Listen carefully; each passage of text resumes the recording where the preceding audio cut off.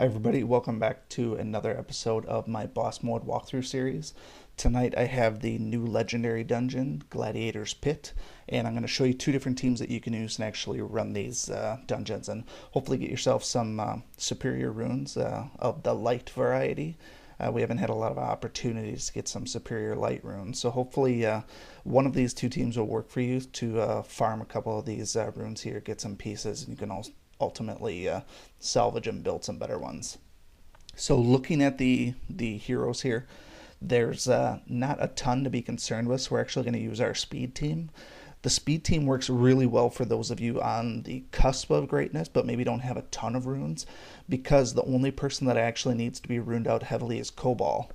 So if you have a few good runes here and there spread across some of your heroes, if you can take your absolute best runes and put them on Cobalt, you'll actually stand a pretty good chance of running this dungeon with this team. We bring along Indigo for some energy generation and Echo for the critical buff, and then Dagrand is going to be there for the caster buff. So all of these guys play a critical role in how this is actually going to function. We don't need Echo or Indigo there for the energy regeneration for Cobalt, because he brings his own energy when he kills people. Your main goal is to make sure that you actually kill people with Cobalt so that you can keep the dungeon flowing. For the most part, you're going to be using Indigo's first ability through most of the dungeon. The first round, really, I like to use the energy rune on Cobalt just to make sure that he has contagion control up. After the first turn, I would usually recommend using it on Echo every time so that you can make sure that energizes up. Once you charge the team, get crits, Cobalt pretty much demolishes everything in his path. And we'll actually go over my runes later on in the video to show what I have on mine. As far as Cobalt's attacks go, they're certainly not the best out there, but he is geared pretty heavily towards attacking. So when you get to these dungeons here, a lot of times you're going to be split between green and blue. That's why I suggest we're going to use Indigo's first ability, because it almost guarantees you're going to get 3 criticals, which will get you the most possible energy back. If you get lucky, you could get 4, 5, or even 6 attacks. But this is where Dagrand's going to come into play here, and if you use your energy rune to boost up Echo, that's usually going to be the safest route. I've toyed around with a number of different things. I try to count out how many energy things Echo has to determine if I need to use that or not. I miscount a few times here and there, but for the most part, it's not a huge issue. If your Cobalt one-shots the room, you can skip around with Echo's energize and not lose it.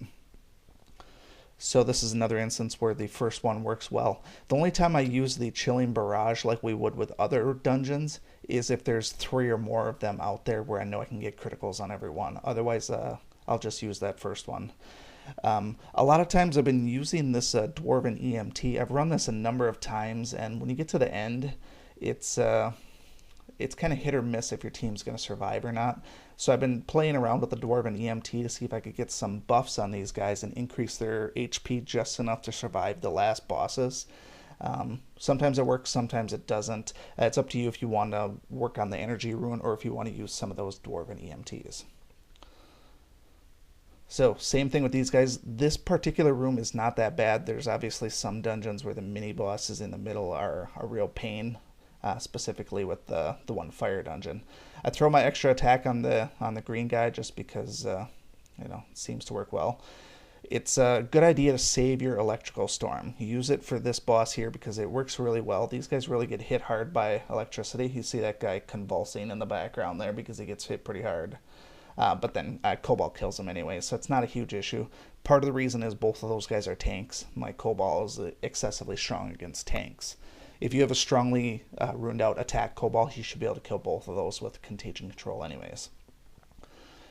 So my electric skin wore out here. This is where having your Indigo rune for critical will be helpful, so you could at least get a couple of crits in here.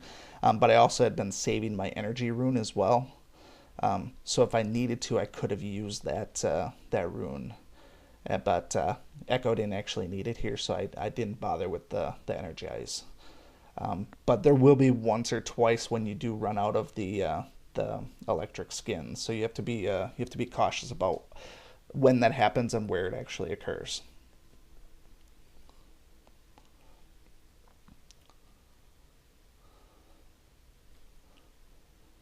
So notice there are 3 blue guys out there. This is a perfect opportunity to use Chilling Barrage because you know you can get 3 crits out there versus the other one. We would have gotten 3 crits either way, but it's up to you. Use the energy rune, like I said. Make sure that you have energy up on Echo. I felt like I was 1 behind there. That's why I used it here. And then it's just rinse and repeat. The nice thing about this team is even if you don't clear the room, unlike this team when you run the Possessed Tomb with Kira instead of Dagrund, Dagrund can actually heal you. If you do take a little bit of damage, you can actually get a couple of heals in there, provided that whoever hits you doesn't actually kill you. Your main objective in this dungeon is to make sure that you kill everything that moves and not leave too much stuff out there.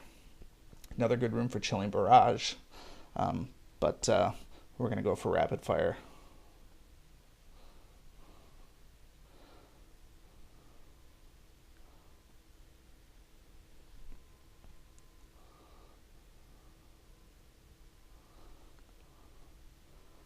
You can see I was contemplating what I wanted to do here. The issue is if I attack somebody, I'm going to get either not frostbite, but chilled or poisoned, and I didn't really want that going into the boss room. So I ultimately decided to use the energy potion and just energize the team instead. It felt like a safer move, and obviously energy potions are easy to come by, so that's not a big deal. So now the boss fight here is where I said it gets a little bit hit or miss. I've run this dungeon a bunch of times already.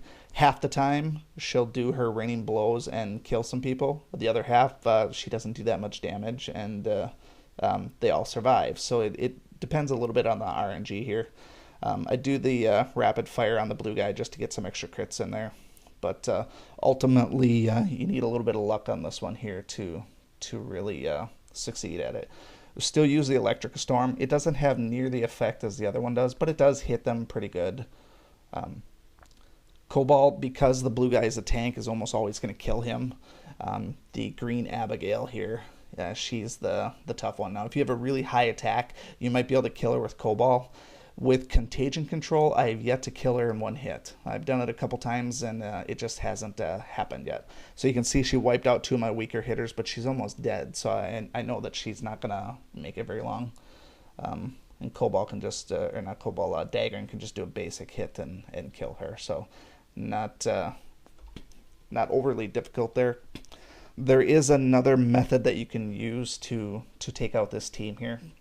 If you don't kill the Abigail fast enough, the blue guy will taunt. So it's important that your Cobalt is strong enough to take out the taunter so that you don't end up adding turns to this. So I have another quick little clip here of an alternate method to do these bosses. If your epic is high enough, you can use Cobalt here and roll the dice a little bit. So if you do a basic attack on the green Abigail and get an epic in there, he can take her out in 1 hit.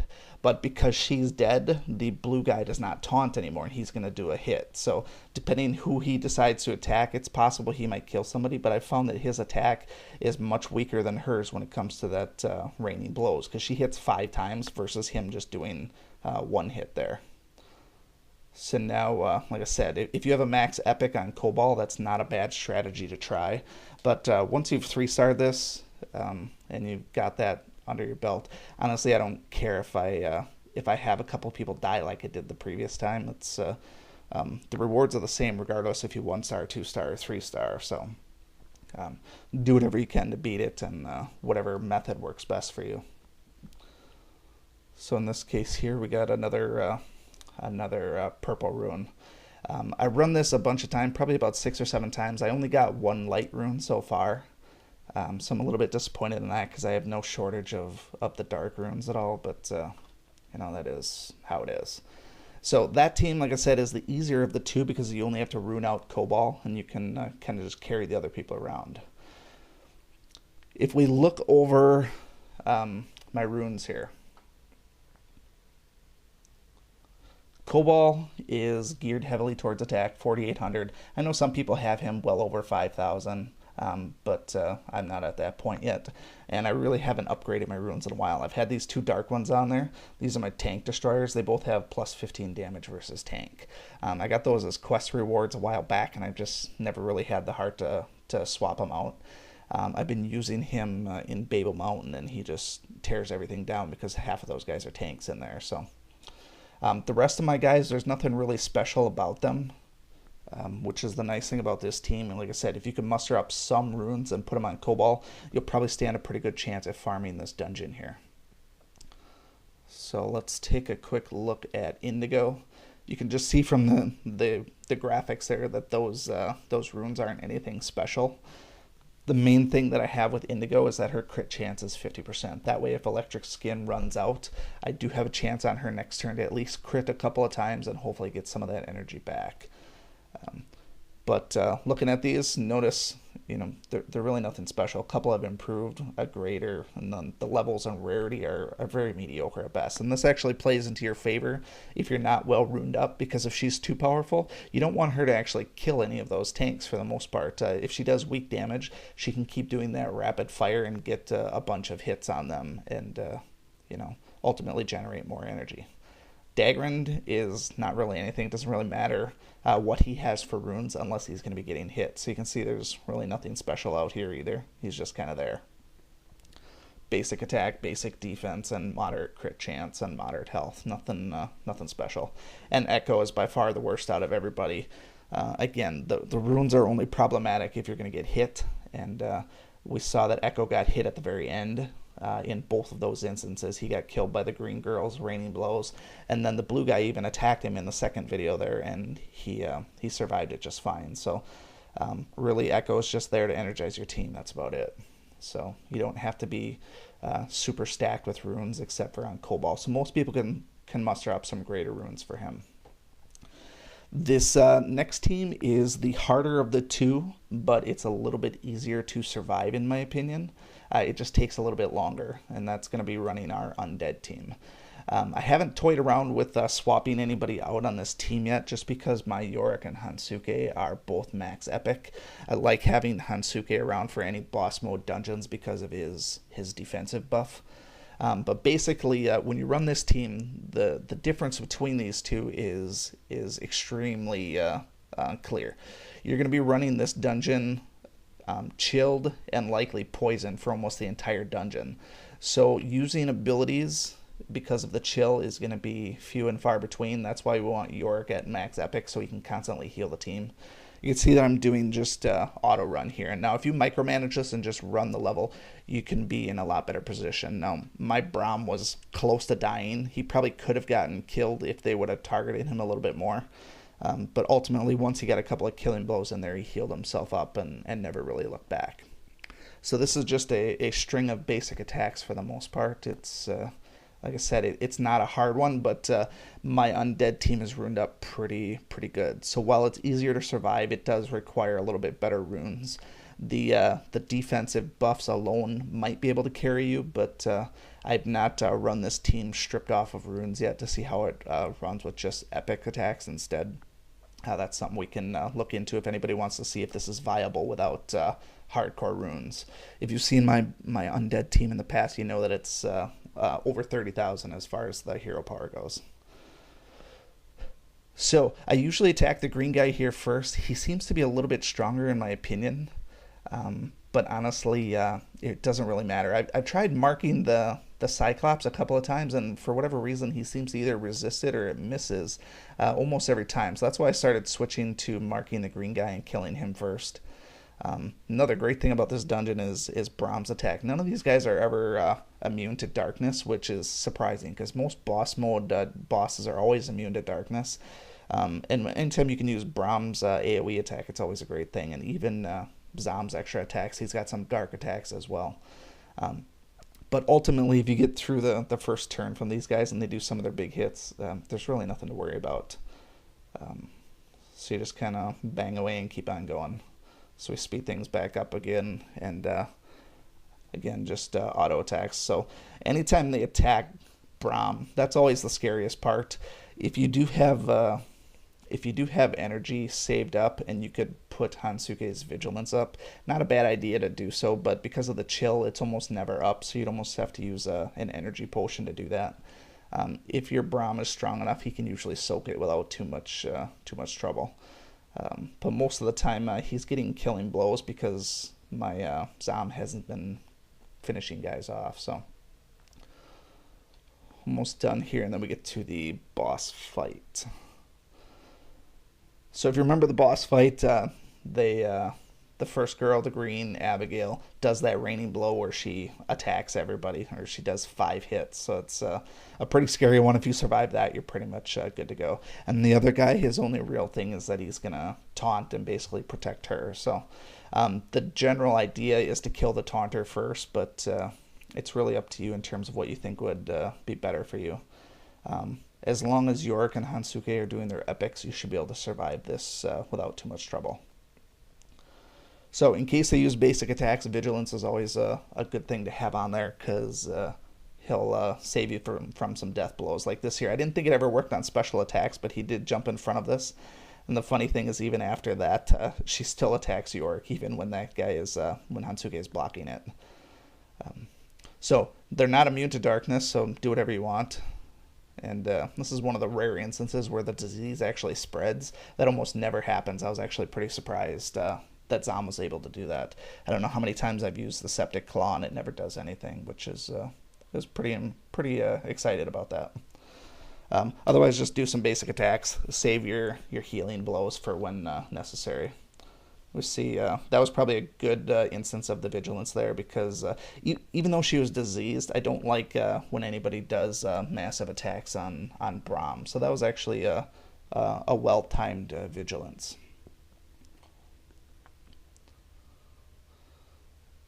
And this guy should be dead on this next hit now.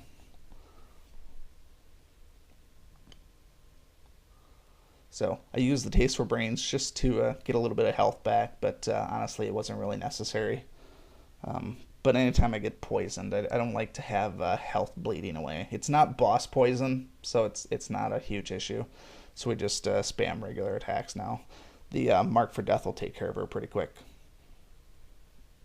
If you get unlucky and she resists it, it really only adds a couple extra turns to it, because you can see Zom one-shots her with it, so that was with plus 200% damage. So if you take that away, that's really only a couple of hits from Zom and Braum. So, as I said, hopefully this will give you an opportunity to farm some of those light runes. Here's the one light rune that I actually mentioned. It's nothing spectacular, but it is something that I can toss in my inventory, salvage it, and ultimately build some better superior light runes. So take all the stamina you can muster, and probably take that speed team if you can, and start farming some of these runes, and hopefully you get luckier than I did. If you have any questions or comments, feel free to leave them below. Otherwise, we'll catch you next time. Thanks.